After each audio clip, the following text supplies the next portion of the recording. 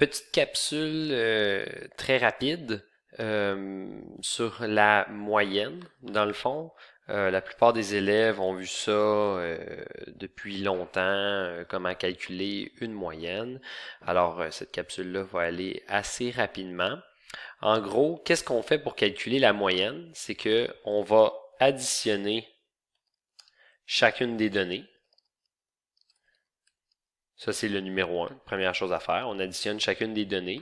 Puis ensuite, on fait une division. Donc, on divise cette somme-là, chacune des données, par le nombre de données. Donc, qu'est-ce que ça donne? On va vous montrer ce que ça donne.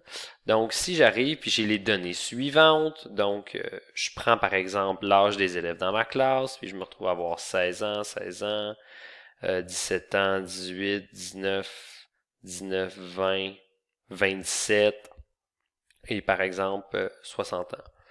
Ben, je vais me dire, ou disons, j'ai un élève en ce moment qui a 50 ans.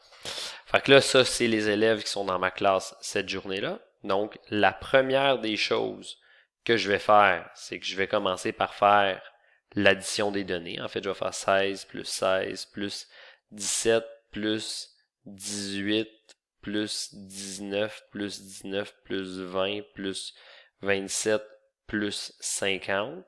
Et ça, dans le fond, je vais le diviser par le nombre de données. Donc, le nombre de données, dans mon cas, j'ai 1, 2, 3, 4, 5, 6, 7, 8, 9 données. Donc, je vais diviser le montant final par les 9 données. Donc, si je fais cette addition-là en haut, ça me donne en fait au final 202 qui va être divisé par 9.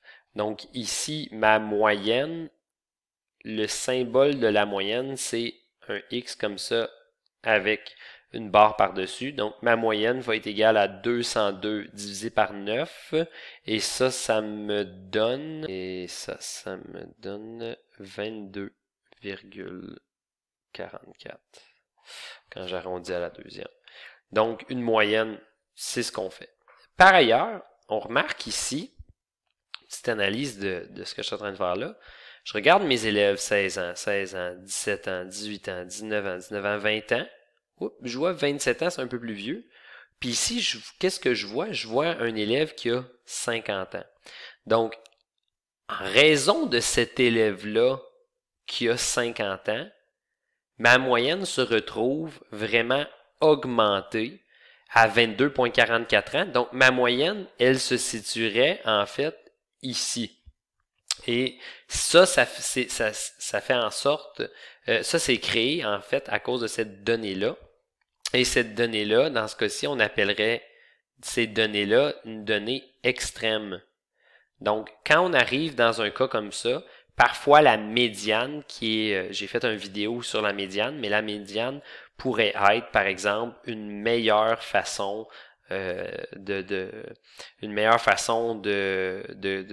trouver notre mesure de tendance centrale. Ça pourrait être une mesure de tendance centrale plutôt appropriée. Dans ce cas-ci, notre médiane, elle serait ici, là. Bon, j'ai fait une vidéo qui l'explique. Donc, 19, ça ressemble plus aux élèves que je risque de voir dans ma classe que 22,44, sachant que la plupart, ils sont plus jeunes que ça. Mais ça, c'était juste un petit truc supplémentaire. Et j'ai fait un nouveau vidéo également pour en fait, pour parler de la moyenne dans un tableau condensé. Fait qu'on va pouvoir regarder ça ensemble. C'est dans le prochain vidéo.